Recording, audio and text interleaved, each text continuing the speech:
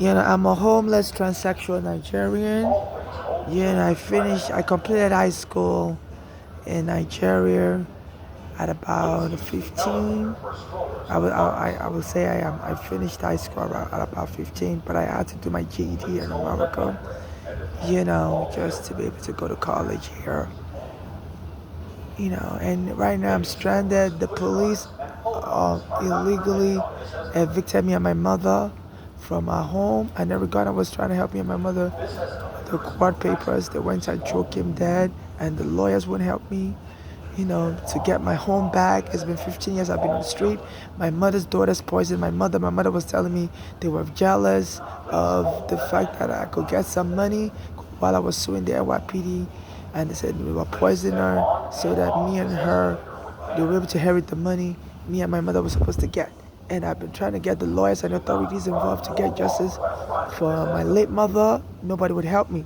So I'm just trying here on the street. It's so cold outside. So I'm just here at the World Trade Center, not to freeze to death.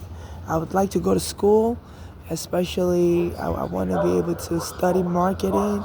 I want to work with different organizations to help build their brand. And I believe my life experience being homeless, and having to do, they steal all my clothing. That's why I'm up here dirty now.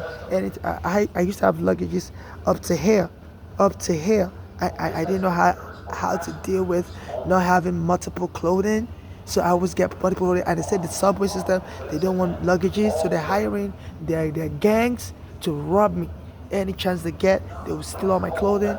So this is what I have left as far as clothing wise. So this is not good, So they're leaving people derelicts in sordid condition. So please, I would appreciate a loan, but please, I don't want any scammers. There's some people trying to lure me into surrogacy, into marriage, so that they could kill me possibly and inherit any loss of money I could get. So I'm not looking for marriage. I'm not looking for surrogacy. And if you're gonna, I prefer non-conditional charitable financial donation to me, but I understand some people may not be that charitable. So if you're going to give me a loan, I would prefer you charge the interest rate of commercial banks here in New York. I think it's called annual percentage rate, APR, but whatever the loan, the whatever loan the commercial banks in New York is charging, I would appreciate if you charge around that rate, the average of those rates. I don't want any extreme interest rate. I used to have a green card, but it was stolen from me. The police arrested me wrongfully, went and locked me up in the psych ward. When the MTA began a program called, Top 50. They said they were trying to remove. They identified 50 people they were going to target and remove from the subway system and lock them up in the mental ward. I was among those top 50, and they would be sending people to abuse me in the bathroom. So we're going to kill you in the bathroom. I have diarrhea. I would be screaming every day in the bathroom, calling 911. And they'll bring their police to try to kill me in the bathroom. Anytime I try to use the bathroom, say this country has a history of denying black people access to the bathroom. I didn't know about that. I'm from Nigeria, so it was a culture shock. They have 500 bathrooms here. Anytime I try to use the bathroom, they would bring the police, bring their gangs. He said, get out of the bathroom, get out of the bathroom. I'm like, I'm using the bathroom, and they would harass me as a Nigerian. It was a culture shock, and they would put, they would sometimes put signs. They would sometimes put graffiti in the bathroom, say, die soon, poser. Sometimes they make fun of me that I speak with a fake American accent, that my accent is not, that they could still detect my Nigerian accent, my American accent. I'm like, I'm a foreigner, so I do speak with a Nigerian accent also. And they said, die soon, poser, and they treat me very cruelly. And it's now getting worse. I was buying food when I buy food now in restaurant, I try to use the bathroom. They will bang on it, say, get out of here, get out of here. You bought the food and leave. You can't be here. And they will let the whites stay, use the bathroom. So I believe some people are where I'm trying to sue the immigration, and they're jealous that why should this foreigner be able to sue immigration. When my mother brought me as a child, immigration arrested me wrongfully. They said a green card didn't cover me, but it's against the law to separate a child and the mother. And they had a special visa they could give me. It's called humanitarian parole visa. It's for emergency situation. I was a minor child, and I told them Nigeria is not safe for me. My father was abusing me in Nigeria, and and also they had a special green card for abused children that are under 21. It's called a juvenile green card. So the immigration should have just given me a parole, that special visa, knowing, I was qualified to be here. Because if you're a child being abused anywhere, you can come here, especially if you're being abused by your parent, you can come here and get your green card. So those immigration were wrongfully trained. I had a special circumstance whereby I was qualified for a special green card from the government. It's called a juvenile, special immigrant status. Special juvenile immigrant status. It's for under 21 children. I don't know the exact acronym. I think it's called SJIS, Special Juvenile Immigrant Status. It's for children under 21. And those immigration officers, I spoke to them. I'm under 21. I said my father was abusing me in Nigeria, and they could have known, okay, this person qualifies for green cards on multiple level. The mother is here as a green card. The father was abusing this kid in Nigeria. So I qualify for a special green card, as an abused child. Then also there's a special visa for children of permanent resident. It's called parole visa. They could have given it to me in the airport. So they didn't do all that. And I was in immigration prison, and the case lasted 8 years. And during that time, my mother had a heart attack. She was a home method, earning $6 an hour. And so she wasn't able to afford paying for my immigration lawyers and stuff. So she also started calling the police on me, saying I don't like to go to work, I don't like to go to school. And she would lie to the police that I'm just crazy, that's why I don't go to work. And they would take me to the psychiatric hospital on Staten Island, called St. Vincent's Hospital, and I was explaining to the doctor that I'm not crazy. It's just I don't have work permission. I still have an immigration case going on in court. I was released on bail, but they told me I can't work. I don't even have a work ID. So the psychiatrist was from India or Sri Lanka. So she was like, I understand, you need work papers. So she told my mother, why are you lying on this child? And the Sri Lankan doctor at St. Vincent Hospital on Staten Island said, the next time you call the police on this child, you threaten my mother, I'm going to have you arrested because you're abusing this child, or I'm going to lock you up in the psych ward. So my mother stopped doing that. But one day she fell sick. She was having high blood pressure, and she couldn't move her body. She was telling me her body's becoming paralyzed. So I called 911, and as karma or fate were having, the ambulance took her to the hospital. And that Indian psychiatrist, saw my mother and said to mess my mother up, told them to go and lock up in the mental ward. Even though my mother was about to die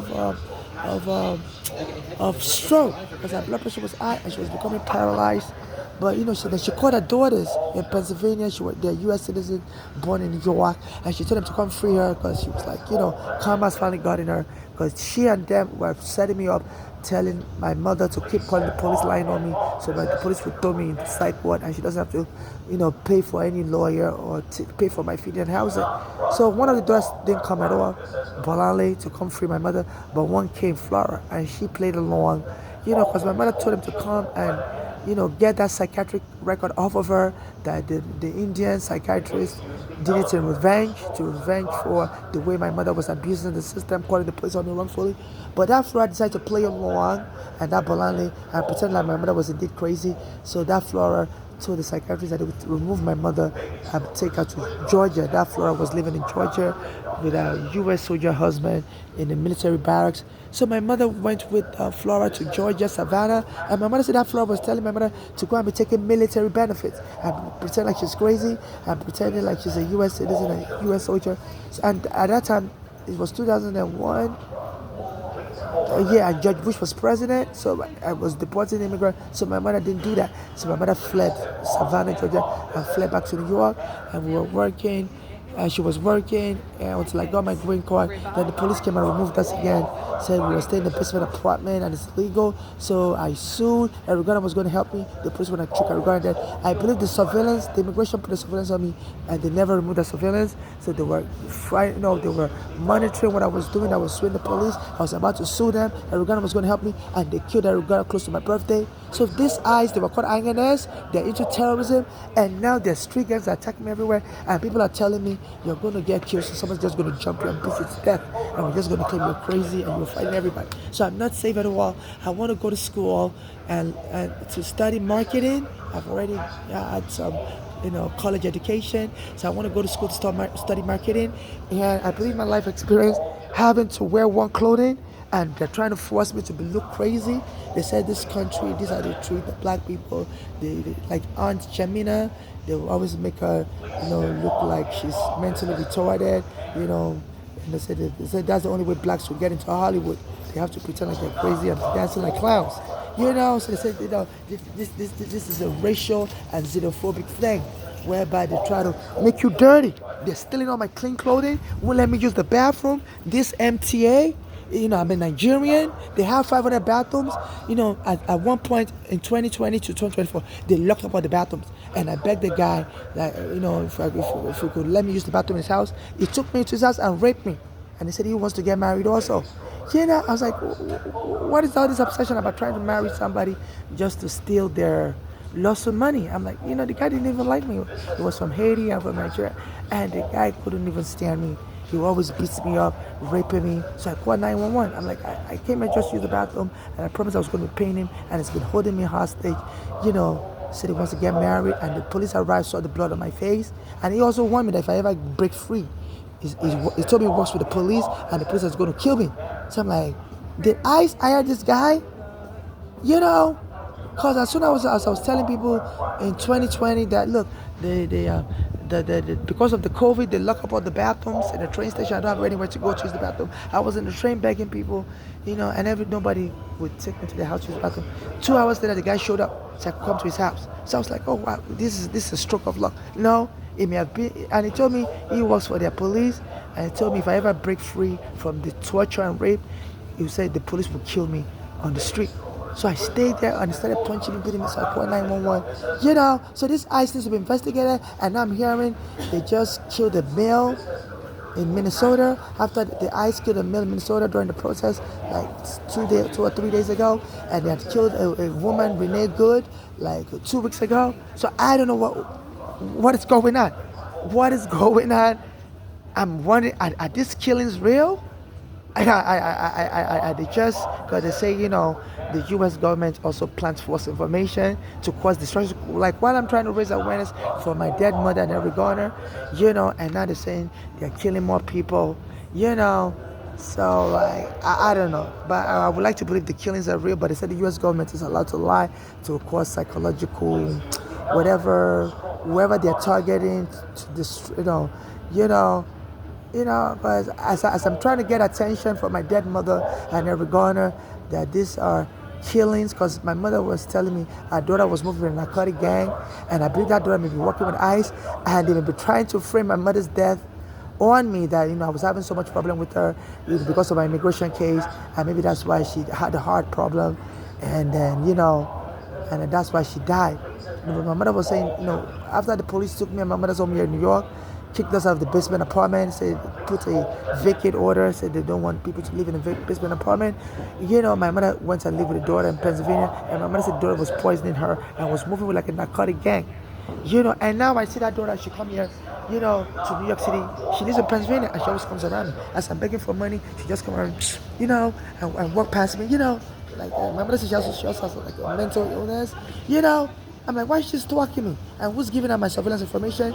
And they have a lot of them that stalk me like that, especially when I go to this Target store upstairs, So I guess they're trying to frame me up like I'm a violent person, and I'm very hostile. I don't get along with people. I'm always fighting in the bathroom, fighting everywhere. And my mother got tired of fighting with me, and she finally died of a heart attack. So they try to blame it all on me, and have me killed and let my mother's daughters win all the lawsuit money. And the ICE would then apologize that we're sorry we arrested this person as a child, and this person turned crazy, but now this person died in a fight. Just like this person, the mother had to be calling the police on them because they didn't want to go to work. There was a problem everywhere. Even when I go to use the bathroom here, they were making fun of me. Say, gotta get out of the bathroom alley. They'd be like, get out of the bathroom alley. I'm like, what is this? Because we don't want you sleeping. We don't want you sleeping and you're homeless, you're poor. We're going to call the cops. And they treat me like an animal. And they'll bring their police to try to kill me. So, they're killing people. FIFA is not safe. So please, but I know there's more to my life. There's more to my life than allowing any hate bring me down. I'm very brilliant educationally, but they said they can just frame you up as mentally retarded. So some people are speculating. So I'm on Instagram, and some Black Americans, they talk about my life, and they say and they use the word you're slow, you're retard, and they make jokes about it. So I contact some of these Black Americans on Instagram, like, are you guys talking about me? Because I have people that always make fun of me. They send me kids to say you're retard. They spit on me. So I guess they because it's too late to sue ICE, because they arrested me wrongfully 25 years ago when they were called INS, and you have to file a lawsuit against the federal government within 6 months, file a notice of claim. But the only exception is if you claim the victim was mentally retarded or mentally ill, then that way they can extend statute of limitation. So they're working with some street gangs and some workers where I go to use the bathroom to start a fight with me and have me locked up in a mental home if the police won't kill me. And they've already misdiagnosed me as crazy. They say it's so easy to misdiagnose somebody as crazy in this country. Because when I arrived here from Nigeria, I used to tell my mother's daughter that, I was using a skin lightening cream in Nigeria. I'm dark skin. I was using a skin lightening cream in Nigeria that was imported from England. The one of it was called mercury. There was some other ones I was using. And they said that mercury is a toxin. It lightens your skin, but it also causes muscle paralysis. So when I started noticing my eye was crossing, on and off crossing. So when I came here to America, I told my mother's daughter that, I was using a skin lightening cream and whatnot. I told them my eye was crossing, and they were like, I should go to a psychiatrist, and I tell that to the psychiatrist. I'm like, are you just trying to frame me up as crazy? So I was, so they finally convinced me to go to a psychiatrist, and I told the psychiatrist the same thing, that I used to use a skin lightening cream, and I believe that skin lightening cream may have had mercury, and that mercury is causing muscle paralysis in my face. I researched online that mercury in a skin cream can cause muscle paralysis, and sometimes my eye crosses on and off. So that doctor was like, she's never heard of any cream causing paralysis of face, and she was like, maybe you're just delusional thinking about, your skin cream is infected with something paralyzing your face. So she misdiagnosed me as delusional. She's from Russia, but she's a psychiatrist. I know she understands English, but she had like a Russian accent or Eastern European accent. So I told my mother the diagnosis. So my mother told her daughters that I've been misdiagnosed as crazy. And my mother, at that time, was staying in a rooming house. So my mother told the landlord to kick me out, but the landlord kicked me and my mother out. So me and my mother was staying in a hotel on Staten Island, and she didn't want to rent another place. She was like, no landlord would rent a room to 2 people. So she was like, let's just stay in a hotel. Then one day, she tricked me to follow her to Pennsylvania. She said, we're just going there for 1 day. And when we got there, I noticed she bought the return bus ticket from Greyhound here in New York. So she loved me that we were just going to Pennsylvania for 1 day. And when we got there, I noticed she got back in the car, and that Flora, one of her daughters, was driving her back to go to the Greyhound station in Pennsylvania. So I got in the car also, and that Flora told me to get out. As soon as I was getting out, she sped off, hit me with the car, so I fell down the seat. I was about to get off. That's when she speed off. And my other sister, Bolani, called the police on me. So they rage bait me, called the police on me, said, I had a weapon, I was about to kill everybody. And the police came, and I was explaining to them with my Nigerian accent that, look, I was kidnapped, my mother's daughters, I was kidnapped from New York by my mother's daughters and my mother, and I have an immigration case I have to return to New York, and I was trying to get into the car because my mother had my bus ticket that would take me back to New York, but she lured me here under false pretext that, we're just coming here for a few hours and we're going to return back the same day. And she was holding my bus ticket. And then I noticed she got in the car, and I got in the car, but her daughter was driving the car and told me to get out and sped off into the car. And I said, the witnesses around that watch, everybody was standing watching what was going on. I said, can you please speak to the witnesses? And the person said, no, we're taking to the psych ward. They said, that Pennsylvania, they're very xenophobic to Africans. But I was an African guy that used to work in the train station there.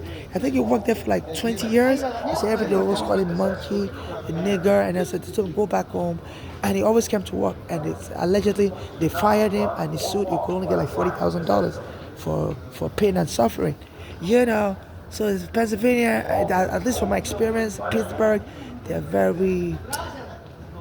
very close-minded. Some of the people that they're very xenophobic. I believe they call them the Steel City. So they say they helped America with the Industrial Revolution. Steel, so I guess they have that pride of being Americans and stuff. But talking about my xenophobia experience, so the police then in 2001 went and locked me up in the mental ward there called Mercy Psychiatric Hospital. So I explained to the doctors there that I have an immigration case to return to, and that and my mother lured me to Pennsylvania, so I would miss my immigration court hearing in New York. And the hospital told me they spoke with my mother's daughter, Bolani, and she told them I don't have an immigration case. So I called my immigration lawyer in New York. His name is Ralph DiPietro, and he spoke with the hospital, Mercy Hospital, and he told them and he confirmed that I do have an immigration case. So that's when they released me. They apologized to me. They're so sorry. They didn't know my mother's daughter was lying all along. And I told them that's a big lie. But they never got her arrested in 2001. And 14 years later, she poisoned my mother in Pennsylvania. And my mother fled to New York to go to the hospital, and then she came to New York and lied on my mother that she's crazy, that she lock her up. And I think my mother was trying to explain to the hospital that she's not crazy. It's her daughter that is crazy and weird, but the hospital didn't believe her because that daughter spoke with an American accent, my mother spoke with a Nigerian accent, and the Bellevue Hospital stabbed my mother with an injection because when I saw her picture dead, I was like, like she was in bed. I heard that hospital always stab people with injection called ketamine. It's a psychiatric medication. When they want to put you in the psych ward and you don't agree, they always deal with prisoners because it's a city hospital, and that's where they send prisoners behaving bad in Rikers Island. So they always stab them. They just a black American that was stabbed like that, so that injection would almost paralyze your heart. And my mother already had an underlying heart condition, but they wouldn't do an autopsy. They said that daughter, put in an order that they shouldn't do an autopsy. She doesn't want to know the cause of my mother's death.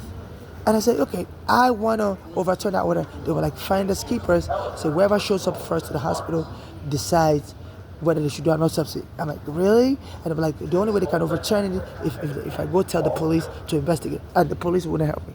So for 10 years now, I can't get them to do an autopsy, and they're trying to kill me. So, this is just crazy. And just to summarize everything, please, I'm looking for donation. Also the police arrest me multiple times and go and lock me in the mental ward. They feel they can play on that fake diagnosis. When I went to a Russian psychiatrist to treat my eye crossing, and I told that doctor to refer me to an eye doctor, that specializes in muscles to see, the toxin I must have gotten from the skin cream in Nigeria, mercury toxin, and she misdiagnosed me as delusional. So like a year later, like 2002, I went to another doctor who was a neuro-ophthalmologist. His name is Mark Cooper Smith. And he did a testing on my eye and saw that I do have eye crossing, but it comes on and off. And he said I was mentally okay, but I do have he called it intermittent strabismus. He called it intermittent strabismus. So I guess, the police now know I have a misdiagnosis from a Russian doctor who mistakenly previously misdiagnosed me with delusional. So this is why they feel they can kill me. And they locked me up in 2019 in another mental ward. As I was begging for money, the MTA started a program in 2019. So they want to remove 50 homeless permanently. And they were causing this. They were causing my earphone just fell on the floor. and they were causing the hospitals to forcefully misdiagnose homeless people as crazy, like Hitler Nazi camp, where they would put people in gas chambers, and they say, and the hospital told me, the train service don't want homeless back in the subway, and I was among the 50 people they picked to experiment on, to see how they can frame me up as crazy, if they can legally get away with, because I'm a Nigerian, I'm poor, so they know my mother is dead, my father is dead, so so they're experimenting on foreigners. And another Nigerian, I saw him here around the station, he told me they lock him up in the mental ward also. The governor, of course, also continued with that trend. She was the vice governor. I think, yeah, she was the vice governor when they started that program. Now she's the governor. So she hired a Nigerian psychiatrist so they wouldn't look like they're targeting Nigerians to experiment with. And that psychiatrist, a nursing psychiatrist, told me, better get up this train station. He said, you may be next to be taken down again. His name is Joshua. And I asked him for his phone number. He said, call 911. I'm like, you're going to threaten me? I said, he said, is the nursing psychiatrist that's supposed to help homeless people to get medical care. I said, what I need is housing. I said, I was removed from my home on Staten Island, a basement apartment, and, there's a court order. They're supposed to put me in a special shelter it's called HPD shelter, New York City Department of Housing Preservation, New York City Department of Housing and Buildings Preservation Shelter. And they're supposed to give me a housing voucher, and he said he doesn't know anything about that. But his own specialty is to lock people up in the mental ward. And he told me, you better run for your life. So I asked him for his phone number. I said, call 911. I said, I would like to be communicating with you, and to see if you can help me contact the Department of Housing and Building Preservation, because I was in a shelter, but me and my mother fell sick in the shelter. They left like a white substance on our bed, and we came home. They told us to leave the shelter, that we've been there too long. We were barely there a year, and they left white substance on our bed, and we fell asleep, and we couldn't breathe. By the next day, we had blood coming from my nose. My mother was hospitalized. I started at University Hospital. I went to Coney Island Hospital myself. But the misdiagnosis as just having pneumonia. They said New York City Hospital always does that. They don't thoroughly test people. They said even last year there were 40 Black Americans that perished from Legionnaire's disease in Harlem during summer last year. And they were taking them one by one to the hospital, and they died right away. And the hospital was misdiagnosing them with pneumonia. But 40 people in Harlem died from the same building, and somebody decided to do further testing. That's when they found they all had Legionnaires from a dirty air conditioner in their building. And they were just misdiagnosing these Black Americans as suffering from pneumonia. And I guess somebody contacted the Department of Health, and they were like, people don't get pneumonia in summer, and 40 people from the same building died immediately. And so the Department of Health went and got one of the corpses and did an investigation. I guess because they were Black Americans, they were given much more better assistance. Me and my mother, we were poisoned with anthrax. It was a white substance they put on our bed, and we were talking about it. And I've been under FBI surveillance forever, since 25 years. So the FBI picked it up because the immigration put me on FBI surveillance as soon as they arrested me at JFK airport. So if anything happens to me, please, people should do a FOIA, Federal Information Act request. You can get all of my surveillance. You will hear my mother in 2001 or 2011 talking with me, saying, what is this white stuff on the bed? And we both had separate beds in the shelter, and we slept. They put a lot of white stuff. It was called like white powder, and it had an awful smell. And we woke up the next day unable to breathe, blood gushing from my nose. My mother was hospitalized at Staten Island University Hospital. I would say she collapsed on the street. She was so tired. I was about to collapse on the street. I couldn't breathe, and I went to call the hospital. And that was how they were going to get rid of us. I was trying to sew ice. And I survived it, met with every gunner after that, and they choked every gunner dead. So this is really, really, really crazy what is going on. So please, I'm looking for a loan or charitable donation. I would like to um, go to school, study marketing. I'm willing to work with sports teams or other organization, for their to market, about I want to work. Um, I want to work remotely. I'd rather work from the house. I don't want to be around people, because I've had a lot of people stress me out, and regardless, I just would like to, for my own peace of mind. So I would like to be working, and I would like to be an independent consultant. So any sports team out there or any organization out there that may want to sponsor me to go to school or for with a student loan, but just make sure the loan is the applicable rates either the U.S. government charges for federal student loan or the commercial banks in New York charge. I don't want any crazy interest rate. Just do an average. Please let me know if it's a loan or if it's a loan or if it's a charity or if it's mixed with loan and charity. You know, so this is what I'm going through. Even the Nigerian soccer team, when they were playing the Morocco during the African Nations Cup, I felt, if I was working remotely for them, I could have advised them on the psychological approach to the game. I felt they were playing very docile, like they were very scared of the host team. And the host team was ranked higher than them. They and they were playing the host team in their country, so I believe they should have played with much more forcefulness and stuff, and try to get the psychological advantage.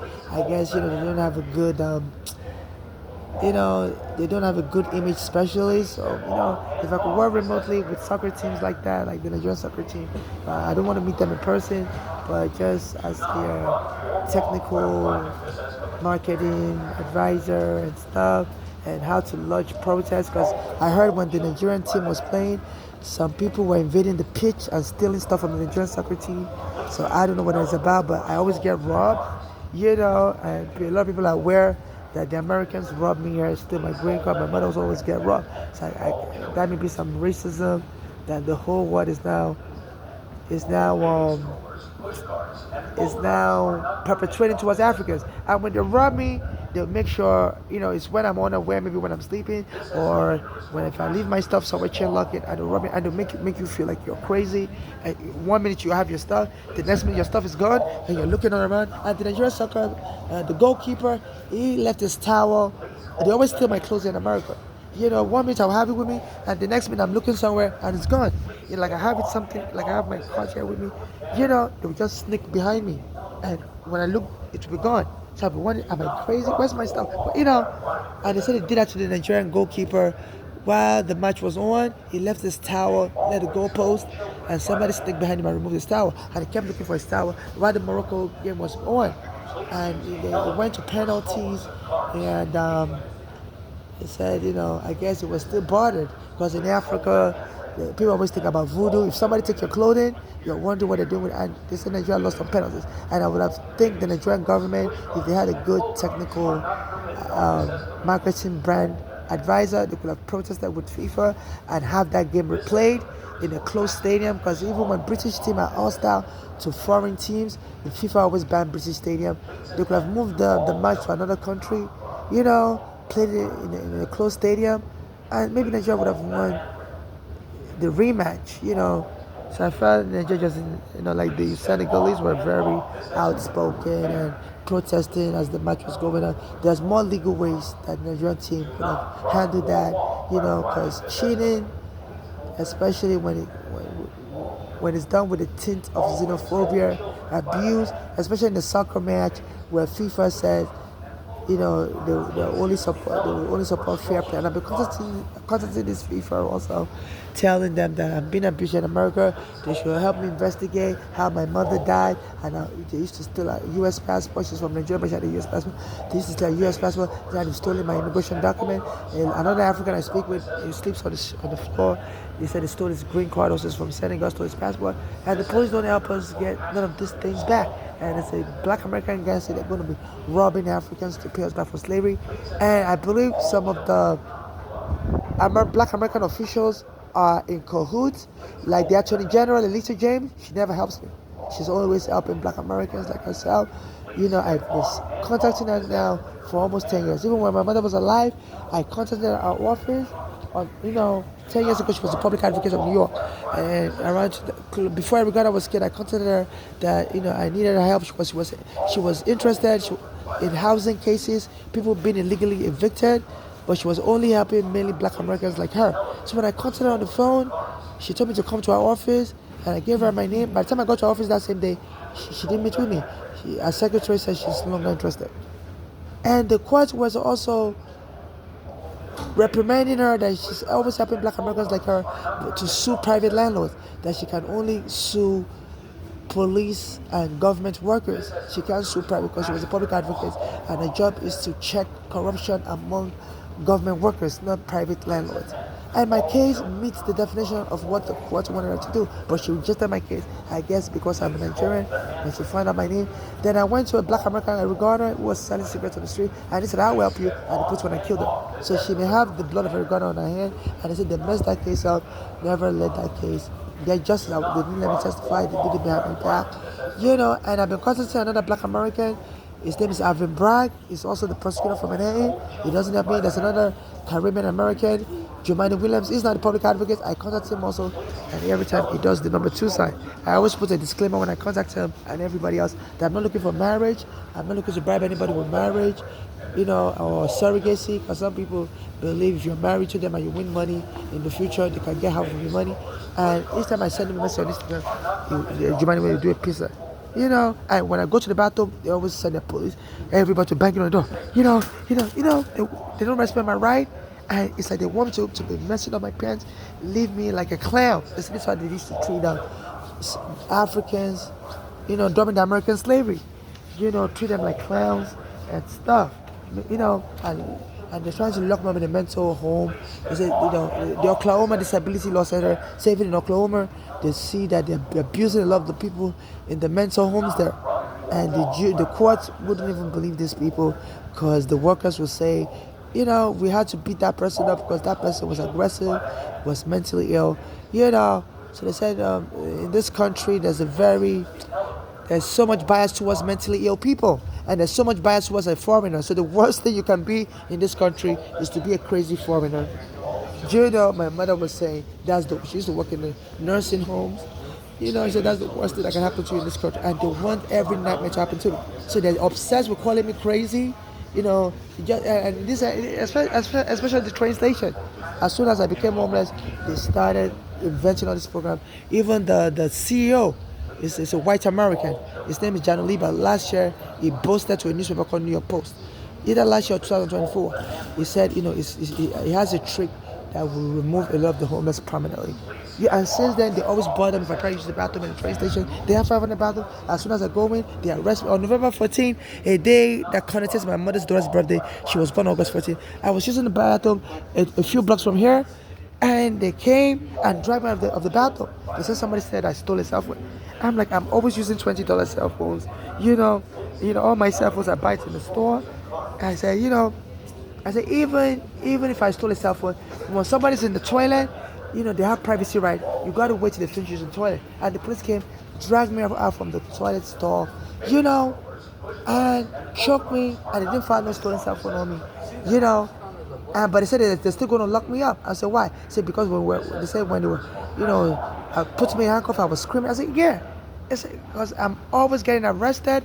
My mother got arrested wrongfully, got killed. I said, the last time y'all arrested me like this, y'all took me to the psych ward, stole my green card, stole thousands of dollars I saved in my bag. Anytime I have money, anytime I have a lot of video recordings, y'all would arrest me, steal all my phones.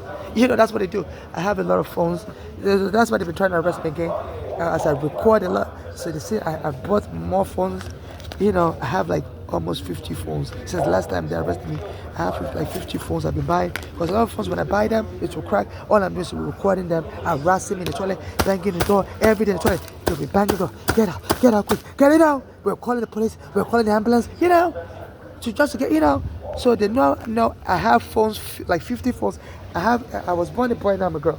So this is not my breast, this is just a bag I have filled with my own cell phones. I buy phone every day. Sometimes the phone will stop working, so I save it because I record a lot of videos in it. So you see the bag, so this is why anytime I have a fresh evidence against them, they try to arrest me again and steal the evidence. And the best way to steal the evidence is to put me in a mental home. And they can get my mother's daughters to start erasing all my YouTube records, all my Google Drive records.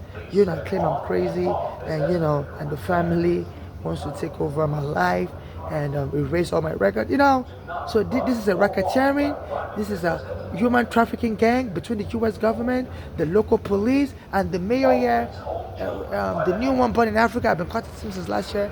It doesn't help me. He even came around this area, down the street on Broadway, where I normally beg for money, and they always tell the police to tell me, get out of here, in front of the MTA headquarters. And he came and I said, sir, can I speak with you? And he walked past me to Broadway, and I've been sending messages, he doesn't help me. So he's playing mind games, claiming it's for immigrant rights, but it's not helping immigrants like me that need help, and it's helping to block me from getting any money. It's an Indian, and they say in India also, they have a racial war. They regard the black people there, the darker skinned people, as slaves under the Hindu culture. They said the dark skinned people there were the original settlers there before the Arabs got there. They said they're from Nigeria, and they said the Arabs turned them into slaves, and the Hindu culture, they're in India, says the black people, they are cursed, they're forever slaves. So this Indian mayor is also playing a racial game, making sure I don't get nothing. I say, and make sure I die without getting nothing. He's always smiling, but that's the game he's playing. So my life is under threat, but I don't want to focus on the negative. Please donate money to me so I can go to school and make something out of it, and so that God will shame all these people. So I can become a marketer. I can be talking about my life, So please, I would like to work with sports team. I would like to work with any organization I want to work with, to just help them develop a marketing brand, to try to find a niche for them. But I like to work remotely. I don't want to deal with people physically one by one, So please, I would like that accommodation, that I'll be able to work on the internet. But I've been through a lot, so please keep that in mind. That I will need a lot of accommodation. I will need you to be, very lenient and tolerant of me, because I've been through a lot. My father has been killed, my mother has been killed, So I really don't want to have to be in physical proximity with people, because people mistreat me like nothing. Abuse me in the bathroom, so that and I have diarrhea issues, stomach issues, so I'd rather be at home working. But I have very good analytic skills, and I would like to further develop by going to school and becoming a marketing major in school and getting my degree. So it's been almost 25 years since I've been wanting to finish college.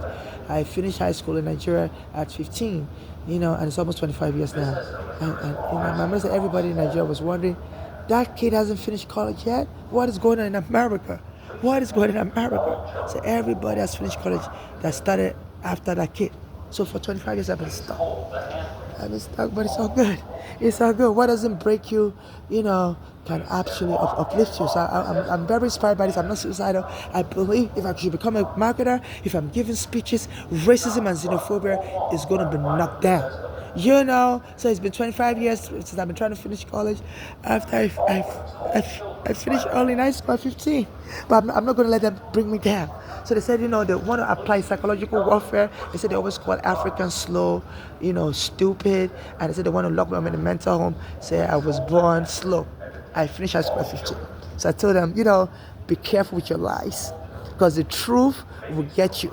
But I don't want them to kill me, because they're very violent with the police. You just see the way the ice was kicking that guy, and it seems so unbelievable. I'm like, is it for real? But I would want to believe it's real, because they kicked me like that, beat me up like that also. But I'm just saying, now it's happening to everybody else. I thought it wouldn't happen to us Africans. So I don't know what it's worth, but I know, I don't even want to dwell on that. But the truth is, the ice is brutal, but it's just so amazing that, they're doing it on camera now, and wearing full uniform doing it. So that is really ridiculous and amazing and shocking. So I'm one of the victims of the ICE wrongful arrest, negligent, and their Congress doesn't invite me to testify. I contact the Congress members on Instagram, they won't. So I don't know. They say, money talks, and BS works, in America. So please donate money to my Cash App, NYC Homeless Non-Conditional Donation, or loans, and with the interest rate, should be similar to what regular banks charge people for student loans, or the American government charge people for student loans, like similar to that, very close to that. So please. And I want to issue this disclaimer. I solemnly swear under United States perjury laws and U.S. Constitution and other relevant laws that I'm solely seeking non-conditional charitable financial humanitarian donation to my Cash App, NYC Homeless, and or to me in person, and also a loan with interest similar to what commercial banks charge for student loans, also to my Cash App, NYC Homeless, and or to me in person. So please let me know, and I'm not looking for surrogacy, and I'm not looking for marriage with anyone, and I'm not looking for membership in any cult or gang, whether religious gang or sexual gang or social gang. I am not looking for any membership in any cult or gang, and I'm not looking for any master-slave relationship. And in case so please respect my wishes and stop trying to trick me and lure me into things that I'm not interested in, to work as a trickery. Sometimes when I leave messages for people online and they don't answer me back, but I'll start seeing them when I'm walking on the street begging for money. So I'm not looking for any friendship with anybody, whether secret friendship or open friendship either. And also, so please respect my wishes and stop trying to trick me into things I'm not interested in, through any form of trickery or any type of games you're playing. I'm just not interested in things that I'm not interested in, And also, in case I die or I'm killed, only civil rights activists like me should administer my state, provided those activists have not denied me up in the past, and get justice for me and my late mother. And no family member or friend should inherit anything from my state or administer my state, and they shouldn't even be near my corpse in case I die or I'm killed, And I want to be buried and an autopsy should be done on me. And nobody should take my sperm to create children. I'm unmarried. I don't have any child. I'm not looking to have a child with anyone. And also, after those activists get justice for me and my late mother, they should donate the rest of my assets in charitable contribution to those suffering xenophobia like me and my late mother. And those being deported by Trump should be prioritized for assistance. And also nobody should make a movie about me when I was immigration arrest. And they asked me back because they were planning to deport me to Nigeria, and I told them my father was abusive to me. So they asked me to have witnesses. I was telling while my father was abusing me. They asked me if I spoke to my mother's daughters here in America or elsewhere about it. I told them no, I don't really talk to people about my personal life like that. I told them I'm introverted. So it's in my immigration file around 2000, 2001. In my immigration arrest record at the interviews, so you can get my immigration file number 7795468. And also when I was in Nigeria, I used to send music. I used to record music for Michael Jackson and mail it to him, but the U.S. Postal Service used to mail it back to me that Michael Jackson has changed his address and couldn't deliver it to his old address, and he would send me the packages return to sender. So I used to boast online that one day I'm going to go to Nigeria and get that song I recorded for a night. I'm just going to make a cassette and re-record it and sell it. So I guess some people have broken into my home in Nigeria and stole that song, and they may be trying to get me killed with my mother's daughters so that they can release that song. I wrote for Michael Jackson and make a movie about me and make it look like I came to America to become Michael Jackson and I died in the process. Some black Americans hate Africans and they would love to watch a tragic story about an African like that. So absolutely not. I didn't come to America to become Michael Jackson. I don't want anybody to make a movie about me.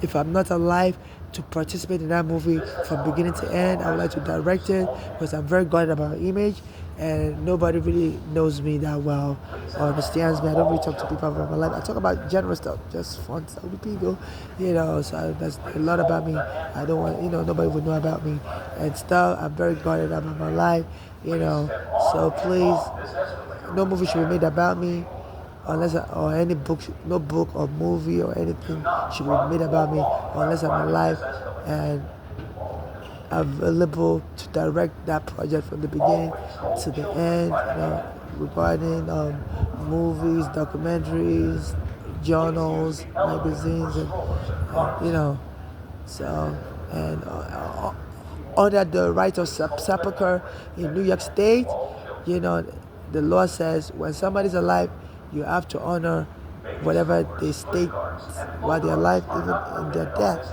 And there's a criminal penalty when you violate the right of sepulcher and civil liability for damages. So in case anybody violates that right, they should be arrested, and any money they make should be stolen. And they always try to steal my phone by lying that I'm the one stealing phones.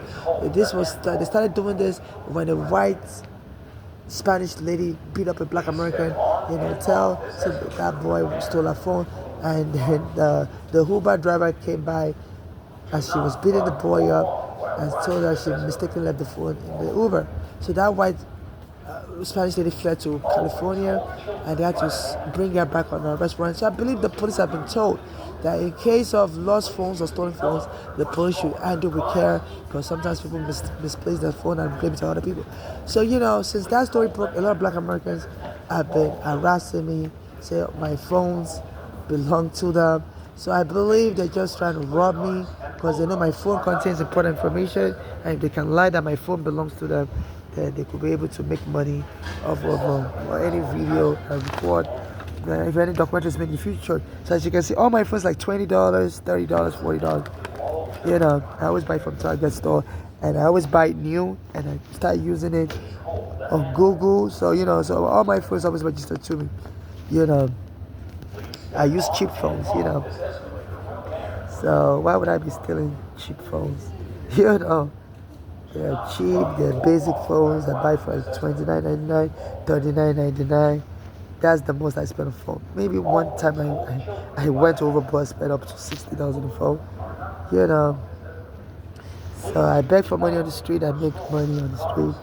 So why would I be stealing phones when all I use is cheap phones? I have like 50 more, because anytime I use it, they're so cheap. Sometimes they get water damage because I walk around the rain and the snow, so it stops working. Like this one, it stopped working. I'm pressing the on button. As soon as I record a Jamaican woman, attacking me as I was trying to use the women's bathroom at 14th Street, and she was looking at me like, you're a boy. I always cover my face like, say, you're a gay, don't come to the women's bathroom. And I recorded her threatening me in the train station at 14th Street, away from this fortress, and there's another train station, 14th Street, at the 4, 5, 6, right? And I recorded her soon after that. I think they put a virus in my phone. The phone won't turn it anymore. And the phone repair said it may be screen damage. I'm like, interesting. How come it didn't become screen damage until I recorded the Jamaican woman? I think somebody planted her. They're planting all these assassins to jump in. Sometimes when I go to the restaurant, as soon as I buy food, the restaurant worker will come and bang the door of me in the bathroom after I pay for my food. So we don't want you in the restaurant. Get it. But as soon as you buy your food, leave. So they're back. I said, I'm going to get a knife to butcher you. So that they're hiring people to threaten me everywhere. And make it look like I'm just crazy and I died of violence. And so my mother's daughters can go here with the money. So they're planting assassins around me. This is like the Matthew Shepard. It was a gay white American in the 1990s, and say a mob killed him. And since then, they have the Matthew Shepard gay anti-hate law for gays that says it's a federal hate crime punishable by death penalty if you kill a gay person, and also attempt to kill is also as severe penalties under federal law, like the Matthew Shepard gay protection law and local laws. And all the black American prosecutors for Lisa James, and Vin Bragg, and some other prosecutors, Spanish prosecutor in Brooklyn, they all don't want to help me.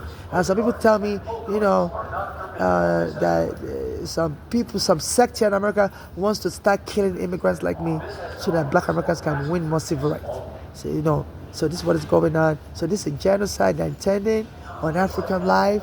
They've had Africans come here as slaves, stolen their properties from them, made them work and not get paid. 10 million Africans were killed on that slave trade. And some black Americans said they're going to abuse Africans also, because we also were selling our neighbors in Africa to the whites. So, so as an African, I'm experiencing Nigerian. My green card has been stolen, and the government here wouldn't help me. My mother also, when she was alive, she said it was Nigerian. She said they were stealing her stuff. At one point, they stole her U.S. passport, stole all our immigration documents one by one.